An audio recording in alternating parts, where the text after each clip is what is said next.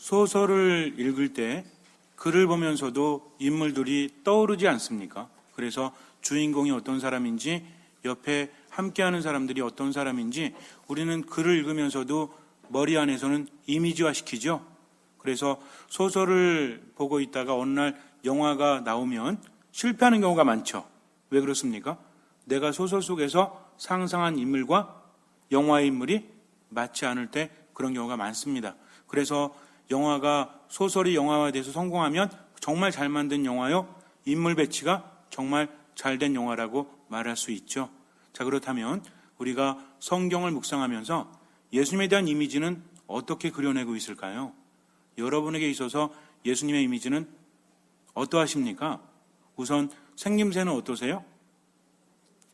잘생기셨어요? 못생기셨어요? 우리가 보통 예수님 관련 영화를 보면 몇 영화를 빼고는 당대 최고의 미남 배우들이 예수님 역을 맡죠. 여태까지 패션 오브 크라이스트라든지 아니면 나자렛 예수라든지 몬트리올 예수 이런 영화를 보면 예수님 어떻게 생겼어요? 진짜 잘생기셨죠? 그러니까 우리가 성경을 묵상할 때는 기본적으로 예수님의 얼굴은 어떻다? 굉장히 잘생기신 얼굴로 다가오지 않습니까? 성격은 어때요? 성격이 온유하시고 자비로우시고 사랑 가득하시고 부드러울 것 같아요? 부드럽지 않으실 것 같아요? 예수님께서 커피 한잔 하자고 하시면 어떻게 말하실 것 같아요? 커피 한잔 할까? 커피 한잔? 이미지가 다르겠지만 굉장히 부드럽지 않습니까? 그래서 정말 기대고 싶은 분, 내가 힘들 때 내 외로움을, 내 그리움을 감싸주실 분, 이렇게 생각을 하죠. 그런데 오늘 복음을 보니까 예수님의 모습이 조금 낯설어요. 굉장히 화를 내십니다. 그냥 예수님께서 성전 정화를 하셨다가 아니라 구체적으로 한번 그려보세요. 우선 손에 뭘 들고 계시죠? 채찍을 들고 계십니다. 그러면서 채찍으로 다 내려치면서 꽤 부수고 계시죠? 그러면서 사람들을 내쫓고 있으십니다. 우리는 이런 예수님의 분노를 뭐라고 하죠? 1번 승질머리, 2번 의노. 몇 번이에요? 2번이죠. 의로운 분노라고 합니다. 그렇다면 왜 예수님께서는 이렇게 분노하셨을까? 이 사건은 매우 중요합니다.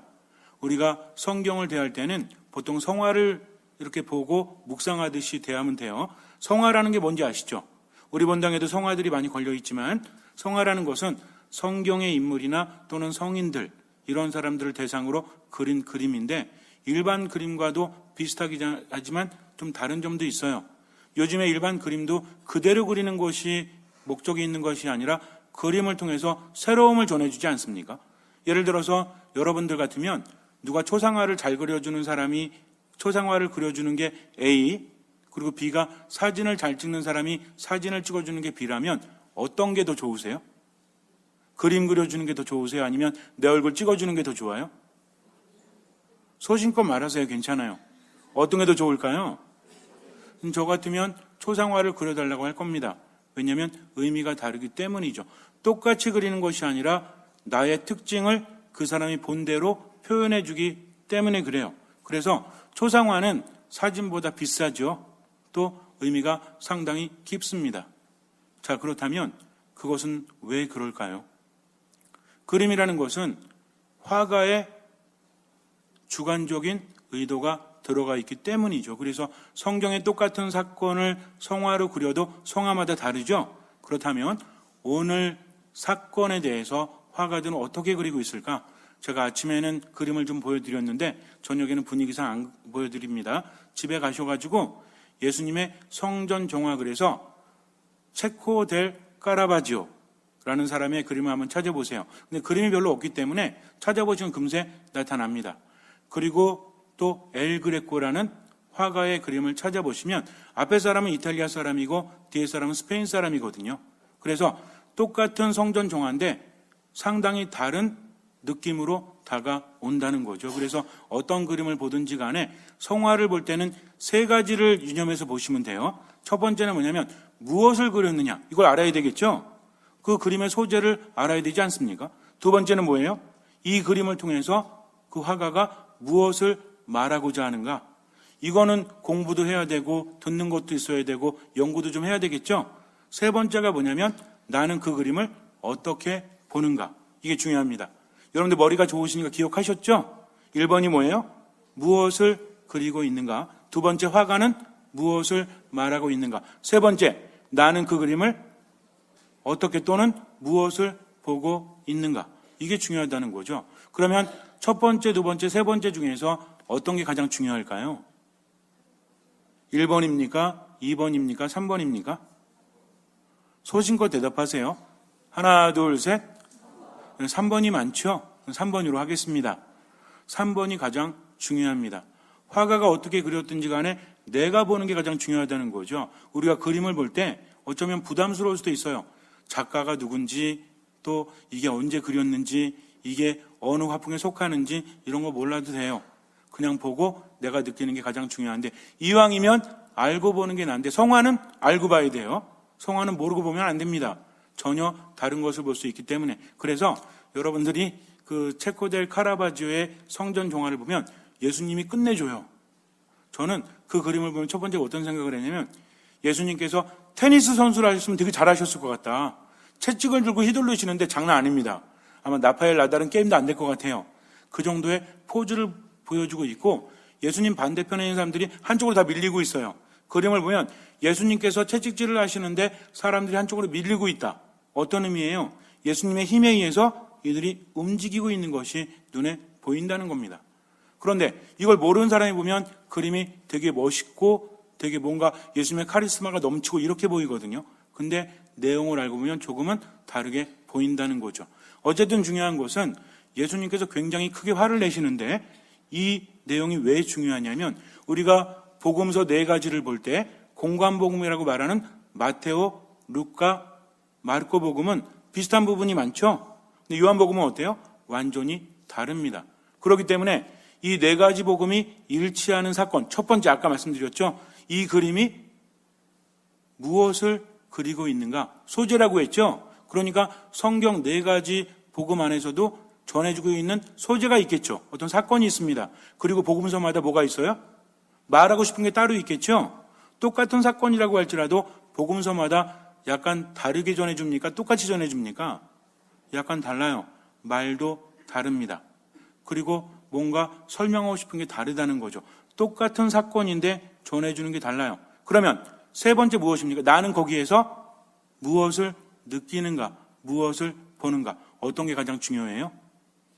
1번, 2번, 3번 중에서 3번이 중요한데 1번과 2번을 제대로 한 상태에서 3번이 가장 중요하다는 거죠. 그렇다면 저는 어떤 역할을 하죠? 1번입니까? 아니죠. 저는 어떤 역할을 해요? 여러분들이 1번, 2번, 3번 중에서 어떤 것을 이해하기 쉽도록 2번을 이해하기 쉽도록 설명해 드리는 것이 저의 역할이요. 그것을 듣고 나서 삶 안에서 그것을 비추어서 바라보는 건 누가 해야 돼요? 여러분들이 하셔야 됩니다. 제가 어떻게 할 수 있는 것이 아니라는 거죠. 성경은 과거의 이야기가 아니라 누구의 이야기예요? 나의 이야기요, 내 삶 안의 이야기입니다. 그러니까 1번, 2번을 잘하면 3번도 할 수 있는데 3번은 전적으로 여러분들이 하셔야 돼요. 1번은 성경에 나와 있죠? 2번은 제가 도와드립니다. 아셨죠?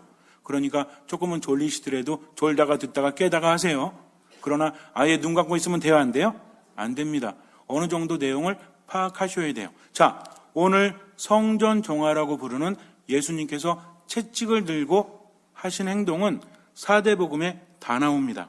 그러니까 중요하다는 겁니까? 중요하지 않다는 겁니까? 4대 복음이요, 다른 걸 이야기하면서도 일치하는 부분이 있는데 가장 중요한 게 뭐냐면 예수님의 순환과 죽음과 부활이에요. 공통적으로 있습니다. 그래서 우리가 바흐의 무슨 순환곡 이런 거 많이 들어보셨죠? 마테오 순환곡 이렇게 들어보지 않으셨습니까? 그래서 순환 이야기는 네 복음서가 다 이야기하고 있다. 죽음과 부활도. 그런데 성전 종화 사건도 다 이야기하고 있는데 공관복음이라고 불리우는 마테오, 마르코, 루카에서는 이 위치가, 예수님의 성전 종화 사건의 위치가 순환 바로 직전입니다. 그러니까 공관복음은 뭐예요? 마테오, 마르코, 루카가 공관복음인데 왜 공관복음이라고 하죠? 함께 본다라고 해서 일치하는 부분이 많다는 겁니다. 그래서 성경을 이렇게 보면요, 마테오복음 몇 장 몇 장 위에 써 있죠. 마르코 몇 장, 루카 몇 장. 뭐예요? 거기에도 똑같은 내용이 나온다는 겁니다. 근데 요한복음은 어때요? 처음부터 달라. 완전 내용이 달라요. 그런데도 똑같이 전한다면 이것은 중요합니까? 중요하지 않습니까? 중요하다는 거죠. 그래서 그 의미를 알아야 되는데 아까 말씀드렸던 첫 번째 사건에 대한 파악은 다 하고 있죠.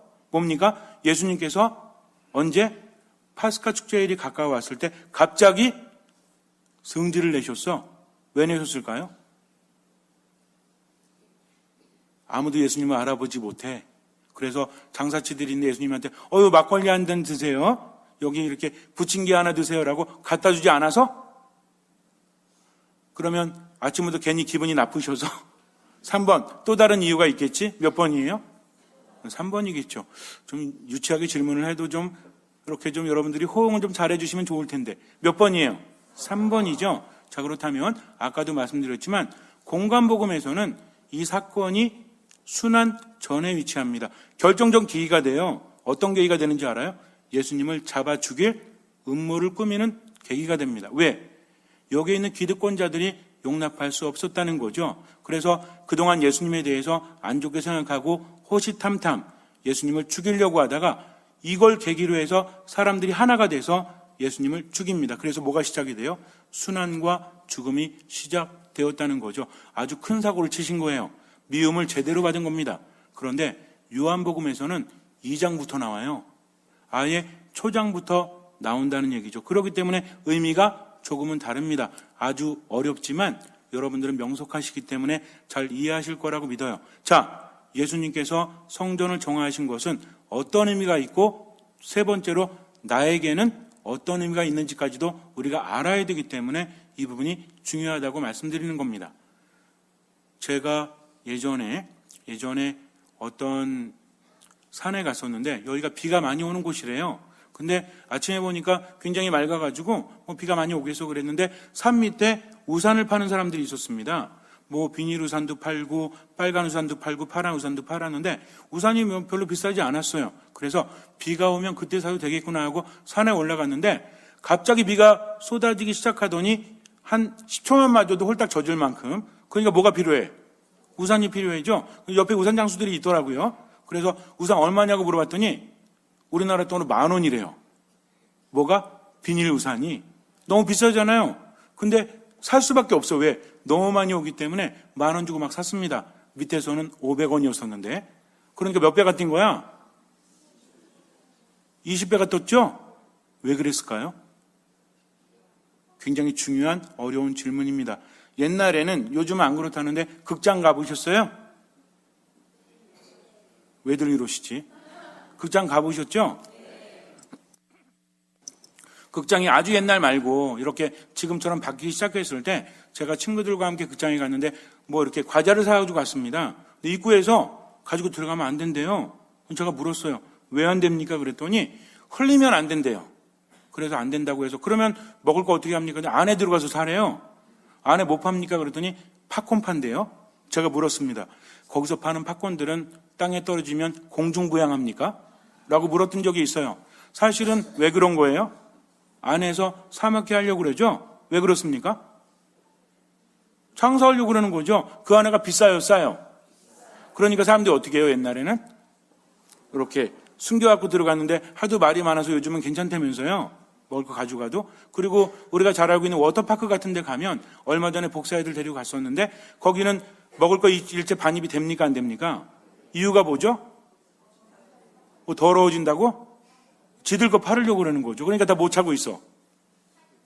이거 뭐라고 그러죠, 그거? 중요한 거 아니니까. 어쨌든 띡띡 긁는 거 있잖아요. 이거 차고 다녔었어요. 자, 중요한 게 있습니다.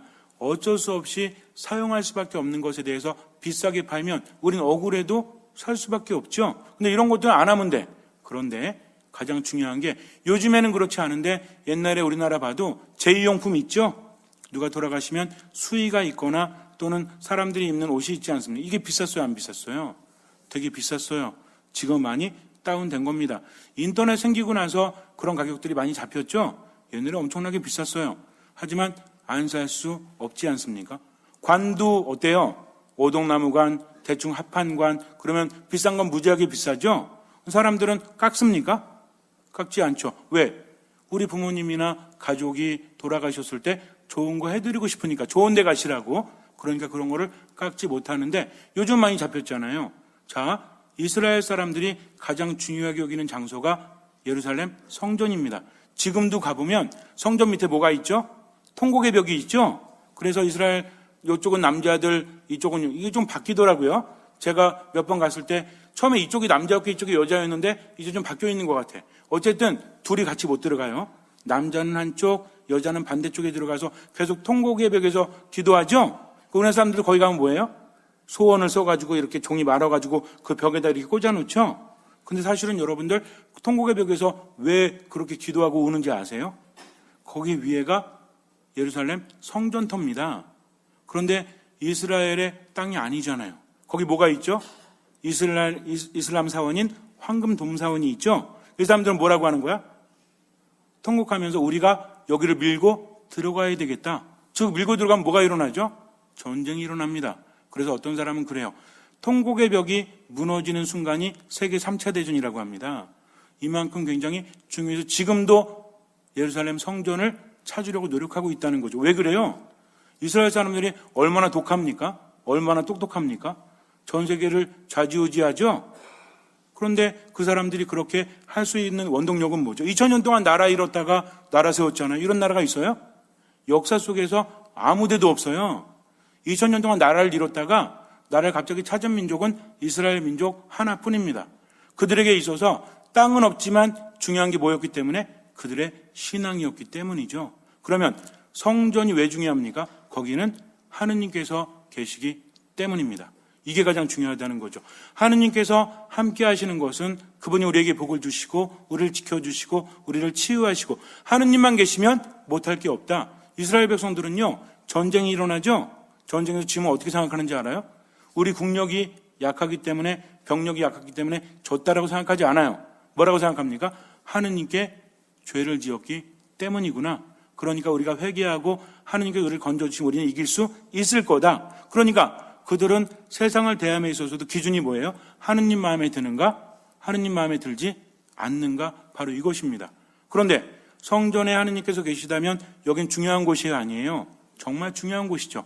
그들의 정신적인 지주요 또 인도자요 주님이신 하느님께서 거기에 계시다면 사람들은 다 어딜 바라보고 있어요? 예루살렘 성전을 바라보고 있어요. 멀리 살다가도 예루살렘으로 올라갑니다. 특히나 어떤 축제일이 다가왔죠? 파스카 축제일이 다가왔기 때문입니다. 파스카 축제가 뭐죠? 패스오버라고 하죠. 거르고 지나가다. 무엇입니까? 이스라엘 백성들이 이집트에 살 때 거기에서 나와서 광야를 40년간 헤매긴 하지만 어쨌든 이집트를 탈출하죠. 이거를 뭐라고 그래요? 이걸 파스카라고 그래요. 거르고 지나가다. 이거는 그들의 의식 안에서 굉장히 중요한 날입니다. 그러니까 파스카 축제일이 되면 어디 모여들까요? 지금도요. 이스라엘 가잖아요. 그러면 안식일이 되면 유대인들이 아무것도 안 해요. 호텔도 엘리베이터가 어떻게? 층마다 서요. 이렇게. 왜? 누르는 것도 일이죠. 누르면 돼요? 안 돼요? 안 되니까 층마다 서니까 어때? 저 한번 잘못 탔다가 층층마다 서가지고 아주 괴로웠어요. 그러니까는 외국인들이 사용하는 곳은 이쪽 옆에 있고요. 엘리베이터가 안식일만 되면 열려 있어요. 그냥 거기 타면 층마다 서니까 내릴 사람 내리고 탈 사람 타면 돼요. 지금도 철저하게 지키죠. 그 당시에 어땠겠습니까? 파스카 축제만 되면 수많은 사람들이 예루살렘에 모여든다는 거죠. 모여들면 뭐랍니까? 어딜 찾아가요? 여러분들 이번에 동계올림픽 할 때 문제가 있었죠? 숙박요금이 성수기에 3배 이상 뛴 거 아세요? 그러다 불만 많아가지고 난리였죠. 그러다가 이제 성수기 요금을 낮췄는데 그래도 사람들 안 갔잖아요. 예루살렘은 그렇지 않아요. 무조건 숙박요금이 엄청나게 뛰어도 거기서 지낼 수밖에 없습니다. 그리고 더욱더 중요한 것은 파스카 축제가 된다는 것은 성전에 온 것이요. 성전에 온 이유는 누굴 만나기 위해서요?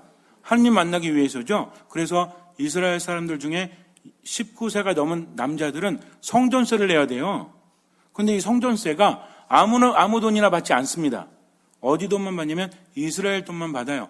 그리스 돈도 안 받고요. 로마 돈도 안 받아. 그러니까 이스라엘 돈으로 뭘 해야 돼요? 환전을 해야 되죠. 자, 이 환전 수수료가 높을까요? 낮을까요? 높겠죠. 여름이면 뭐가 비싸지죠? 여름에? 여름에 목값이 비싸지죠? 얼음이요? 얼음값? 여러분들 여름 휴가철 되면 목값이 올라가요. 삼겹살 값 올라가잖아요. 삼겹살. 왜 올라가요? 많이 사대니까.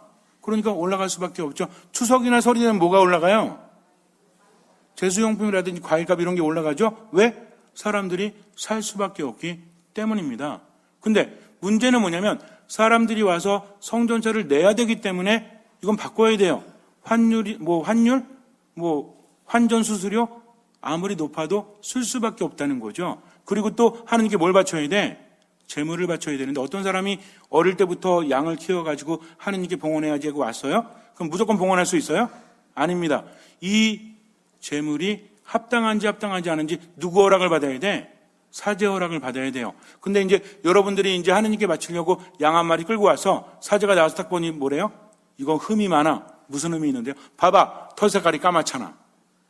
말도 안 되는 걸 가지고 핑계를 잡습니다. 그러니까 사람들이 어떻게 해요? 그러니까 흠이 없는 재물이 따로 있었다는 거죠. 그게 뭐예요? 거기서 파는 것들은 이미 공증이 끝난 거야. 그러니까 어디서 사야 돼요? 거기서 사야 돼요. 이건 무슨 극장도 아니고. 그러니까 그 양들이나 염소 이런 가격이 높을까요? 낮을까요? 높을 수밖에 없습니다. 예수님께서는 여기에 진노하신 겁니다. 원래는 하느님이 계셔야 되고 사람들이 하느님 만나서 치유를 받고 하느님께로부터 힘을 받아야 되는데 이게 뭐로 전락했어? 돈을 버는 장소로 전락했죠. 하느님이 계신 곳이 아니라 무엇이 있습니까? 돈과 욕심이 있어요. 사람들의 결탁이 있어요. 아무나 장사할 수 없어요. 사제들에게 잘 보여야 됩니다. 그리고 번 것에 어느 정도는 갖다 바쳐야 돼요. 불의가 판치고 있는 겁니다. 하느님께서 계시다는 예루살렘 성전에서 인간의 욕심 때문에 사람들이 억울해도 울며 겨자 먹기로 돈을 쓸 수밖에 없는 현실, 이것이 예수님 마음에 들지 않은 거죠. 성전이 오염됐죠? 왜 오염됐어요? 뭐 때문에? 돈 때문에, 욕심 때문에 오염된 겁니다. 그래서 예수님께서 그렇게 화를 내신 거예요. 그랬더니 뭐라고 합니까? 당신이 무슨 권한으로 이런 일을 하는지 뭘 보여달래요? 표징을 보여달라고 합니다. 예수님의 이게 여러분들 이 말씀이요, 이 이야기가 그냥 나온 얘기가 아니에요. 사람들은 예수님을 압니까 모릅니까? 알고 있다는 거죠. 번번이 안식일을 어기고 기적을 행하고 수많은 사람들이 따라다니니까 예수님이 하는 행동이 부담스럽죠? 함부로 제거할 수도 없어. 그러니까 어떻게 합니까? 예수님 무너뜨리려고 그래요. 네가 무슨 권한으로 이렇게 하는지 뭘 보여줘라? 표징을 보여달라는 얘기죠. 그랬더니 예수님 뭐라고 하십니까? 저 성전을 허물어라. 그러면 내가 사흘 안에 다시 세우겠다라고 하십니다. 46년에 걸렸는데 사흘 안에 다시 세우겠대요. 이건 뭘 두고 하신 말씀이죠? 그 성전이 아니라 예수님의 몸을 두고 하신 말씀입니다. 이제 여러분들의 명석함을 발휘하셔야 돼요. 제가 문제를 내도록 하겠습니다. 자, 예수님께서 저 성전을 허물어라. 내가 사흘 안에 다시 세우겠다 하셨죠? 자, 그렇다면 이 성전은 예수님의 몸을 말했다면 아까 기본적으로 말씀드렸지만 성전의 진정한 의미는 뭐라고 그랬죠? 하느님께서 계신 곳이다. 자, 그렇다면 이제는 하느님이 눈에 보이는 저 성전에 계신 것이 아니라 누구를 통해서? 예수님을 통해서 우리에게 오신다는 거죠. 즉 성전에 들어가지 않아도 누구를 내 안에 모시면? 예수님을 내 안에 모시고 그분의 말씀을 들으면 누굴 만날 수 있다? 하느님을 만날 수 있다는 겁니다. 하느님을 만나는 장소가, 하느님께 치유받는 장소가, 하느님께 힘을 받는 장소가 오염되었고 이제는 그 장소가 예수 그리스도로 바뀌었고 우리는 누굴 통해서? 예수 그리스도를 통해서 누굴 만날 수 있다? 하느님을 만날 수 있다는 거죠. 예수님 뭐라고 하셨습니까? 나를 본 것은 아버지를 뵌 것이다. 내 말을 듣고 실천한다면 나와 아버지가 그에게로 가서 함께 살 것이다. 어떤 복음에서 말합니까? 찍어보세요. 이러시면 안 되죠. 제가 여태까지 설명했는데 어떤 복음에서 이런 얘기하죠? 나는 포도나무요, 너희는 가지다. 어떻게 하셨어요? 요한복음입니다. 여러분들 요한복음이 어렵다라고 하지만요, 요한복음에 나오는 사건들은 면밀히 연결이 되어 있어요. 하나를 알면 나머지도 깨달을 수 있기 때문에 요한복음은요, 우리에게 많은 것을 던져줍니다. 요한복음만 잘 묵상해도요, 정신적인 문제, 영적인 문제 많이 해결이 돼요. 자, 이제 우리는 누굴 통해서? 예수 그리스도를 통해서 하느님 만날 수 있다는 거죠. 하느님은 어떤 분이십니까? 우리를 치유하시는 분, 우리를 이끌어 주시는 분, 우리에게 생명을 주시는 분이라는 거죠. 근데 이제 또 하나의 문제가 생겨요. 예수님이 하느님이시죠? 근데 그분이 성체를 통해서, 말씀을 통해서 어디로 오십니까? 내 안에 오신다는 거죠. 우리 또한 무엇입니까? 우리도 성전이에요. 하느님이 거하시는. 근데 문제는 뭐냐면 이 성전에 하느님이 거하시면 생기가 넘쳐 흐르지만 하느님의 자리가 점점 비어가고 뭐가 들어차면? 돈이 들어차면, 욕심이 들어차면, 교만이 들어차면 하느님의 자리가 작아지죠? 그럼 어떻게 되겠어요? 난장판이 됩니다. 그럴 때 우리는 어쩔 수 있어요, 없어요? 어쩔 수 없어요. 그러니까 이것을 정화시켜주는 분 또한 누구시다? 예수 그리스도라는 거죠. 오늘 복음이 그래서 중요한 겁니다. 그분은 어떤 분이시다? 하느님께서 함께 하실 수 있는 자리가 되도록 뭐 하시는 분? 정화시키시는 분. 그분은 어떠신 분? 세상의 죄를 없애시는 하느님의 어린 양이십니다. 내 안에 하느님의 자리가 점점 작아지면 뭐가 온다고 그랬죠? 죽음이 온다고 그랬어요. 삶의 공허함, 우울함 이런 것들이 가득 찰 수밖에 없습니다. 그러니까 우리는 이것을 없애는 것이 아니라 예수님께서 오셔서 정화하실 수 있도록 그분께 맡겨드리는 거죠. 이걸 뭐라고 그래요? 겸손과 순명과 믿음이라고 하는 거예요. 이것은 어디서 오죠? 믿음은 어디서 오죠? 들음에서 와요. 우리가 할 수 있는 것은 아무것도 없습니다. 그저 듣는 거죠. 주님 말씀하십시오. 근데 어떻게 들어요? 이어폰 끼고 흥얼흥얼하면서 말씀하시든지 마시든지 이렇게 설거지하면서 틀어놓고 마음을 다해서 들어야 돼요. 어떤 자세로? 겸손한 자세로 무릎을 꿇어야 합니다. 마음의 무릎을 꿇어야 한다는 거죠. 우리가 말씀을 묵상할 때 아유 맞는 말씀이긴 한데 뭐 세상이 그렇게 돼? 라고 한다면 이 사람 뭐 하지 않은 거죠? 겸손하지 않은 겁니다. 그러니까 말씀을 들을 때는 어떻게 들어야 돼요? 이 몸은 주님의 종입니다. 말씀하신 대로 이루어지기를 바랍니다라고 그렇게 응답하셨던 누구처럼? 성모님처럼 겸손의 마음으로 말씀을 받아들일 때 이 말씀은 나를 정화하고 나를 치유하고 나에게 생명을 주십니다. 여러분들은 성체를 안 해보시죠? 성체는 누구예요? 예수 그리스도. 그러니까 성체를 모시면 나 또한 성전이 된다는 겁니다. 말씀을 들으면 나 또한 성전이 된다는 거죠. 근데 왜 우울해요? 왜 부정적인 감정이 내 안에 가득 차 있습니까? 마음이 몸에 영향을 미쳐서 몸도 힘들죠? 왜 그래요? 그분의 자리가 오염되고 작아지기 때문입니다. 그러니까 어떤 사람이 돼야 돼요? 겸손한 사람이 되어서 주님을 진정으로 내 안에 모시면 그분이 치유하십니다. 그분이 정화하십니다. 잠시 눈을 감으세요. 하느님의 어린 양, 세상의 죄를 없애시는 분, 그분은요 우리를 심판하는 분이 아니라 우리를 정화하시는 분입니다. 중요한 건 뭐냐면 우리는 아무것도 할 수 없어요. 예수님 뭐라고 하십니까? 나는 포도나무요 너희는 가지다. 가지가 나무를 떠나지 않으면 많은 열매를 맺는다라고 하십니다. 그리고 그분은 우리를 양이라 부르시죠. 양들은 목자의 음성을 알아듣습니다. 그분은 목숨까지 내어주셔서 우리를 사랑하시고 이끌어 주십니다. 다만 우리는 응답을 해야 돼요. 내가 할 수 있는 건 아무것도 없습니다. 그저 믿고 따를 뿐이죠. 그분을 따릅니다. 말씀을 듣고 미사 안에 온전히 머뭅니다. 아무것도 판단하지 말고 모든 것을 하느님께 맡기고 무조건 베풀며 살아가요. 미사, 말씀, 기도 안에서 이게 따르는 겁니다. 그러니까 생각 자체를 하느님께 두고 긍정적으로 삶을 바라보십시오. 모든 것을 맡기고 지금 여기에서 최선을 다해서 사랑을 실천하면서 살아가십시오. 주님께 희망을 두고 절대로 포기하지 말고 최선을 다하십시오. 주님께서는 그 믿음을 보시고 우리 삶에 놀라운 기적을 일으켜 주실 것입니다. 아멘.